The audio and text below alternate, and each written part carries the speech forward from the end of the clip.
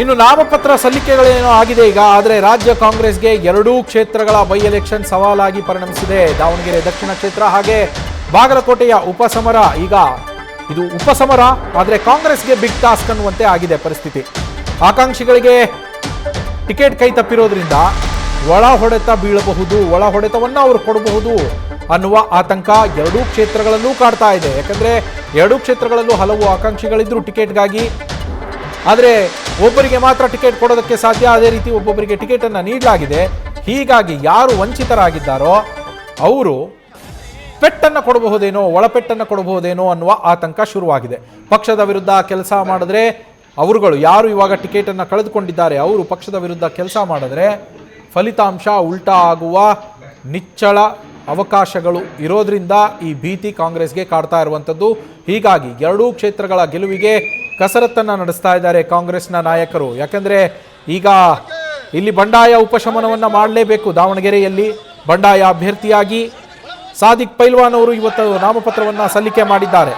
ಇದು ಸಮರ್ಥ ಶಾಮನೂರು ಅವರಿಗೆ ಹೊಡೆತ ಕೊಡುವ ಸಾಧ್ಯತೆ ಇದೆ. ಯಾಕೆಂದರೆ ಅಲ್ಪಸಂಖ್ಯಾತ ಮತಗಳು ಅಲ್ಲಿ ಸುಮಾರು 80,000 ಮತಗಳು ದಾವಣಗೆರೆ ದಕ್ಷಿಣ ಕ್ಷೇತ್ರದಲ್ಲಿ ಇದೆ. ಇದು ನಿರ್ಣಾಯಕ ಮತಗಳು ಕೂಡ ಹೌದು. ಹೀಗಾಗಿ ಈ ಮತಗಳು ವಿಭಜನೆಯಾದಲ್ಲಿ ತೊಂದರೆ ಆಗತ್ತೆ, ಕಾಂಗ್ರೆಸ್ ಅಭ್ಯರ್ಥಿಯ ಗೆಲುವಿಗೆ ತೊಡಕಾಗತ್ತೆ. ಹೀಗಾಗಿ ಅಲ್ಲಿ ಬಂಡಾಯವನ್ನು ಶಮನ ಮಾಡಲೇಬೇಕಾದಂತಹ ಪರಿಸ್ಥಿತಿ ಕಾಂಗ್ರೆಸ್ಗೆ ಈಗ ಎದುರುಗಿದೆ. ಅದು ನಿಜಕ್ಕೂ ಸವಾಲಿನ ವಿಚಾರವೇ. ಯಾವ ರೀತಿಯಲ್ಲಿ ಮನವೊಲಿಕೆ ಮಾಡಿ ಅವ್ರಿಗೆ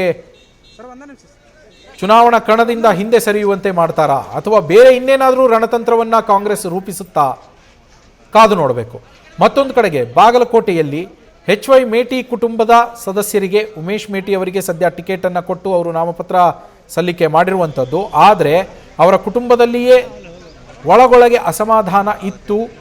ಅದನ್ನು CM ಸಿದ್ದರಾಮಯ್ಯನವರು ಎಲ್ಲರನ್ನೂ, ಇಬ್ಬರು ಸಹೋದರರು ಇಬ್ಬರು ಸಹೋದರಿಯರನ್ನು, 4 ಕೂಡ ಮೇಟಿ ಪುತ್ರ ಮತ್ತು ಪುತ್ರಿಯರನ್ನು ಬೆಂಗಳೂರಿಗೆ ಕರೆಸಿ ಅವರಿಗೆ ಕಿವಿ ಮಾತನ್ನು ಹೇಳುವಂತಹ ಕೆಲಸವನ್ನು ಮಾಡಿದ್ರು. ಒಗ್ಗಟ್ಟಿನಿಂದ ಹೋಗಬೇಕು ನೀವು ಅನ್ನುವ ಸೂಚನೆಯನ್ನು ಕೊಟ್ಟಿದ್ರು. ಇದೀಗ ಅವರು ಒಗ್ಗಟ್ಟಿನಿಂದ ಇದ್ದೇವೆ ಅನ್ನೋದನ್ನು ತೋರಿಸಿದ್ದಾರೆ. ಉಮೇಶ್ ಮೇಟಿ ಅವರಿಗೆ ಟಿಕೆಟ್ ಕೊಟ್ಟಾಗ ಬೆಂಬಲವನ್ನು ಕೂಡ ವ್ಯಕ್ತಪಡಿಸಿದ್ದಾರೆ. ಆದರೂ ಕೂಡ ಕಾಂಗ್ರೆಸ್ಗೆ ಒಳಗಡೆಗೆ ಒಂದು ಆತಂಕ ಈಗಲೂ ಕಾಡ್ತಾ ಇದೆ.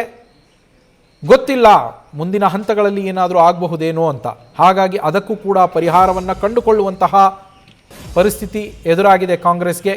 ಎರಡೂ ಕ್ಷೇತ್ರಗಳ ಗೆಲುವಿಗಾಗಿ ಇನ್ನಿಲ್ಲದ ಕಸರತ್ತನ್ನು ನಡೆಸ್ತಾ ಇದೆ ಕಾಂಗ್ರೆಸ್. ಈಗ ಎರಡು ಕಡೆ ಆಕಾಂಕ್ಷಿಗಳಿಗೆ ಟಿಕೆಟ್ ಕೈ ತಪ್ಪಿರೋದ್ರಿಂದ ಒಳ ಹೊಡೆತದ ಆತಂಕ ಕಾಡ್ತಾ ಇದೆ. ದಾವಣಗೆರೆ ದಕ್ಷಿಣ ಕ್ಷೇತ್ರ ಟಿಕೆಟ್ ಸಿಗದ ಕಾರಣ ಮುಸ್ಲಿಮರಲ್ಲಿ ಬೇಸರ ಕೂಡ ಇದೆ.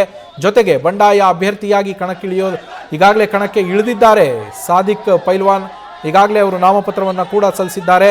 ಇನ್ನು ಮತ್ತೊಂದೆಡೆಗೆ ತಂದೆ ಸಚಿವರಾಗಿದ್ದಾರೆ, ತಾಯಿ MP ಆಗಿದ್ದಾರೆ. ಆದರೂ ಕೂಡ ಸಮರ್ಥ್ಗೆ ಟಿಕೆಟ್ ಕೊಟ್ಟಿದ್ದಾರೆ ಅನ್ನೋ ಬಗ್ಗೆ ಕೂಡ ಈಗ ದಾವಣಗೆರೆಯಲ್ಲಿ ಚರ್ಚೆ ಆಗ್ತಾ ಇರುವಂಥದ್ದು. ಒಂದು ಕಡೆ ಸಮರ್ಥ್ ಅವರ ತಂದೆ SS ಮಲ್ಲಿಕಾರ್ಜುನ್ ಅವರು ಸಚಿವ ಸಂಪುಟದಲ್ಲಿ ಅವರು ಸಹೋದ್ಯೋಗಿಯೇ, ಅವರು ಸಚಿವರಾಗಿ ಕಾರ್ಯನಿರ್ವಹಿಸ್ತಾ ಇದ್ದಾರೆ. ಪ್ರಭಾ ಮಲ್ಲಿಕಾರ್ಜುನ್ ಅವರು ಸಂಸದೆಯಾಗಿ ಕಾರ್ಯನಿರ್ವಹಿಸ್ತಾ ಇದ್ದಾರೆ.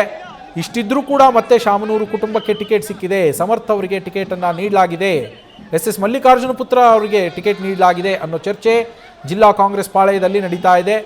ಮತ್ತೊಂದು ಕಡೆಗೆ ಬಾಗಲಕೋಟೆ ಕ್ಷೇತ್ರದಲ್ಲೂ ಕೂಡ ಒಳಬೇಗಿದೆಯ ಎಫೆಕ್ಟ್ ತಟ್ಟುವ ಆತಂಕ ಕಾಡ್ತಾ ಇದೆ ಕಾಂಗ್ರೆಸ್ಗೆ.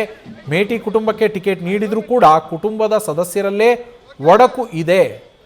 ಮೇಲ್ನೋಟಕ್ಕೆ ಅದು ಒಡಕು ಈಗ ತೇಪೆ ಹಚ್ಚಿದಂತೆ ಕಾಣಿಸ್ತಾ ಇದ್ರು, ಆ ಒಡಕು ಇನ್ನೂ ಇದೆ ಅನ್ನುವ ಚರ್ಚೆ ಜಿಲ್ಲಾ ಮಟ್ಟದಲ್ಲಿ ನಡೀತಾ ಇದೆ. ಉಮೇಶ್ ಮೇಟಿ ಪರ ಕುಟುಂಬಸ್ಥರು ಒಟ್ಟಾಗಿ ನಿಲ್ತಾರಾ ಇಲ್ವಾ ಅನ್ನೋ ಪ್ರಶ್ನೆ, ಭೀತಿ ಈಗಲೂ ಕೂಡ ಕಾಡ್ತಾ ಇರುವಂಥದ್ದು. ಸ್ವಲ್ಪ ಯಾಮಾರಿದ್ರು ಈ ಸಂದರ್ಭದಲ್ಲಿ ಎರಡೂ ಕ್ಷೇತ್ರಗಳು ಕೈತಪ್ಪುವ ಆತಂಕ, ಭೀತಿ ಆಡಳಿತಾರೂಢ ಕಾಂಗ್ರೆಸ್ಗೆ ಕಾಡ್ತಾ ಇದೆ. ಯಾಕಂದರೆ ಆಡಳಿತ ಪಕ್ಷಕ್ಕೆ ಈ ಬೈ ಎಲೆಕ್ಷನ್ ಏನಿದೆ, ಎರಡೂ ಕ್ಷೇತ್ರಗಳ ಬೈ ಎಲೆಕ್ಷನ್ ದಾವಣಗೆರೆ ದಕ್ಷಿಣ ಹಾಗೆ ಬಾಗಲಕೋಟೆ, ಇದು ನಿಜಕ್ಕೂ ಪ್ರತಿಷ್ಠೆಯ ಕಣ ಅವರಿಗೆ. ಆಡಳಿತ ಪಕ್ಷವಾಗಿ ಸೋಲನ್ನು ಅನುಭವಿಸಿದರೆ ಮುಜುಗರಕ್ಕೆ ಈಡಾಗಬೇಕಾಗತ್ತೆ. ಹೀಗಾಗಿ ಎರಡೂ ಕ್ಷೇತ್ರಗಳನ್ನು ಗೆಲ್ಲುವಂತಹ ಅನಿವಾರ್ಯತೆ, ಒತ್ತಡ ಸದ್ಯ ಆಡಳಿತಾರೂಢ ಕಾಂಗ್ರೆಸ್ ಮೇಲೆ ಇರುವಂಥದ್ದು.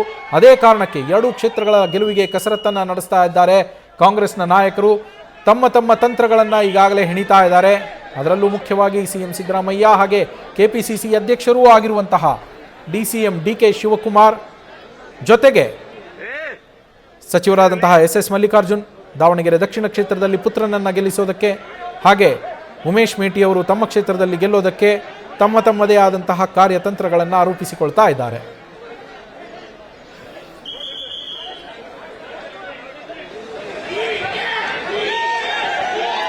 ನಮ್ಮ ಪೊಲಿಟಿಕಲ್ ಕರೆಸ್ಪಾಂಡೆಂಟ್ ಹರೀಶ್ ಫೋನ್ ಸಂಪರ್ಕದಲ್ಲಿದ್ದಾರೆ. ಹರೀಶ್, 2 ಕ್ಷೇತ್ರಗಳು ಬೈ ಎಲೆಕ್ಷನ್ಗೆ, ಆದರೆ ಒಂದು ಕ್ಷೇತ್ರದಲ್ಲಿ ಈಗಾಗಲೇ ಬಂಡಾಯದ ಬಿಸಿ ತಟ್ಟಿದ್ದಾಗಿದೆ, ಮತ್ತೊಂದು ಕ್ಷೇತ್ರದಲ್ಲಿ ಒಳಬೇಗುದಿ. ಯಾವ ರೀತಿ ನಿಭಾಯಿಸೋದಕ್ಕೆ ಪ್ಲಾನ್ ಮಾಡ್ಕೊಂಡಿದ್ದಾರೆ ಅಂತ ಕಾಂಗ್ರೆಸ್ ನಾಯಕರು? ಬಹಳ ಮುಖ್ಯವಾಗಿರುವಂತದ್ದು ಈಗ 2 ಕ್ಷೇತ್ರಗಳ ವಿಧಾನಸಭಾ ಉಪಚುನಾವಣೆ ಕೂಡ ಈಗ ಎದುರಾಗಿದೆ. ಸೊ ಹಾಗಾಗಿ ಈಗ ದಾವಣಗೆರೆ ದಕ್ಷಿಣ ಆಗಿರ್ಬೋದು ಮತ್ತೆ ಜೊತೆಗೆ ಬಾಗಲಕೋಟೆ 2 ಕ್ಷೇತ್ರಗಳಲ್ಲಿ ಒಳ ಹೊಡೆತದ ಆತಂಕ ಕೂಡ ಕಾಂಗ್ರೆಸ್ ಪಕ್ಷಕ್ಕೆ ಕಾಡ್ತಾ ಇರುವಂತದ್ದು. ಶತಾಯಗತ 2 ಕ್ಷೇತ್ರಗಳನ್ನ ಗೆಲ್ಲಲೇಬೇಕು, ಆ ಮೂಲಕ ಒಂದು ಪ್ರತಿಷ್ಠೆಯನ್ನು ಉಳಿಸ್ಕೊಳ್ಬೇಕಾದಂತ ಅನಿವಾರ್ಯತೆ ಕಾಂಗ್ರೆಸ್ಗೆ ಇದೆ.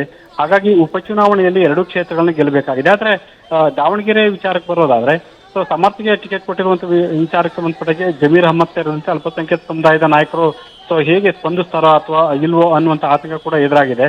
ಈಗಾಗಲೇ ಕೂಡ ಸಾದಿಕ್ ಸ್ಥಳೀಯ ಮುಖಂಡರು ನಾಮಪತ್ರವನ್ನ ಕೂಡ ಬಂಡಾಯವಾಗಿ ಸ್ಪರ್ಧೆ ಮಾಡೋದಕ್ಕೆ ಹೊರಟಿದ್ದಾರೆ. ಸೊ ಹಾಗಾಗಿ ಜಮೀರ್ ಅಹಮದ್ ಅವರು ಕೂಡ ಬೆಂಗಳೂರಲ್ಲಿ ಉಳ್ಕೊಂಡಿದ್ದಾರೆ. ನಾಮಪತ್ರ ಸಲ್ಲಿಕೆಗೆ ಅವರು ಕೂಡ ಮುಂದಾಗಿಲ್ಲ ಅನ್ನುವಂಥದ್ದು. ಸೊ ಇಲ್ಲಿ ಒಂದಾದ್ರೆ ಮಗದೊಂದ್ ಕಡೆ ಬಾಗಲಕೋಟೆಯಲ್ಲಿ ಕೂಡ ಕುಟುಂಬದಲ್ಲೇ ಒಡಕು ಇರುವಂತಹ ಕಾರಣಕ್ಕಾಗಿ ಯಾವ ರೀತಿಯ ತೀರ್ಮಾನವನ್ನು ಅಥವಾ ಯಾವ ರೀತಿ ಎಲ್ಲರೂ ಒಟ್ಟಾಗಿ ಕೆಲಸ ಮಾಡ್ತಾರೋ ಇಲ್ಲೋ ಅನ್ನುವಂಥ ಆತಂಕ ಅಲ್ಲೂ ಇದೆ. ಹಾಗಾಗಿ ಉಪಚುನಾವಣೆಯಲ್ಲಿ 2 ಕ್ಷೇತ್ರಗಳನ್ನ ಗೆಲ್ಲೋದಕ್ಕೆ ಸಾಧ್ಯ ಆಗೋದಾದ್ರೆ ಯಾವ ರೀತಿ ತಂತ್ರಗಾರಿಕೆ ರೂಪಿಸಬೇಕು ಅನ್ನುವಂಥ ಗೊಂದಲದಲ್ಲಿ ಕೂಡ ಈಗ ಕಾಂಗ್ರೆಸ್ ಇರುವಂತದ್ದು. Naveen, thank you Harish. News First ನಿರ್ಭೀತಿಯಿಂದ ನಿಮ್ಮ ಪರವಾಗಿ.